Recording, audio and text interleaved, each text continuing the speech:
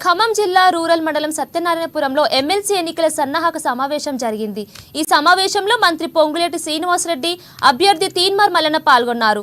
ఏ ముఖం పెట్టుకొని బీఆర్ఎస్ నాయకులు ప్రశ్నించే గొంతుకు ఓటేయాలని అడుగుతున్నారని మంత్రి పొంగులేటి విమర్శించారు। తెలంగాణ ప్రజలకు ఇచ్చిన హామీలను గంగలో కలిపిన బీఆర్ఎస్ పార్టీకి ఓటు అడిగే హక్కు లేదని ఆయన మండిపడ్డారు। ప్రభుత్వ ఆస్తులను ప్రైవేటు పరం చేసిన బీజేపీ ఈ ఎన్నికల్లో ఎలా గెలుస్తుందని ఆయన ప్రశ్నించారు। 3 జిల్లాల్లో ఉన్న గ్రాడ్యుయేట్ అభ్యర్థులు తీన్మార్ మల్లన్నకు ఓటేసి గెలిపించాలని శ్రీనివాసరెడ్డి కోరారు।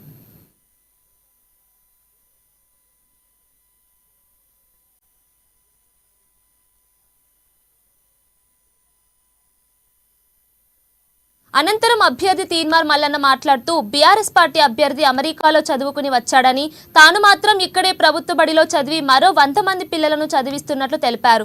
తాను గెలవకూడదని కేటీఆర్ కంకణం కట్టుకొని తిరుగుతున్నాడని ఆయన విమర్శించారు। గ్రాడ్యుయేట్ ఓటర్లు సరైన పద్ధతిలో ఓటు వేసి తనను గెలిపించాలని ఆయన కోరారు।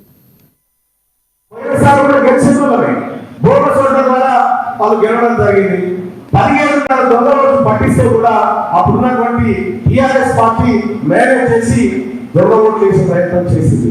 అప్పుడు ఓట్లు వేయడానికి వేసిరు, మళ్ళా ఓట్లు ఎట్లేసిరు, బ్యాలెట్ పేపర్ తీసుకొని జై తీన్మార్ మల్లన్న రాస్తారు। ఇట్లా 20 ఓట్లు పోయింది, 20 ఓట్ల తీవ్ర జై తీన్మార్ మల్లన్న రాస్తాడు, ఒక ఆయన జిందాబాద్ రాస్తాడు, ఒక ఆయన రక్తం ఓటే పెట్టి పెడతాడు। ఎట్లా చెప్తాయి ఇవన్నీ? కాబట్టి ఓట్లు సరైన విధానంలో మా ఇద్దరి జాలంలో చెప్తా ఉన్నా, అవగాహన కల్పించడమ్మా। ఎందుకంటే అవగాహన లేక చాలా వరకు మనం వేయాలన్నా కూడా వేయలేకపోతున్నటువంటి పరిస్థితి।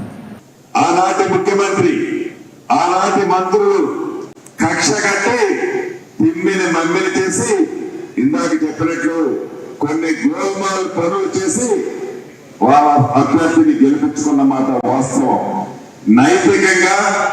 నైతికంగా ఆనాడే ఎమ్మెల్సీగా తమ్ముడు తీన్మార్ అన్న గెలిచాడు అన్నది నగ్న సత్యం।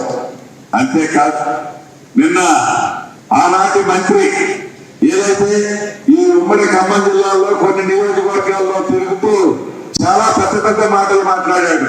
గోల్డ్ మెడల్కి రౌడీ షీటర్ అట, 100 కేసులు ఉన్నాయట। ఎస్, కేసులున్న మాట నిజమే। ఈ కేసులకి కారకులు ఎవరు? పెట్టిన కేసు పెట్ట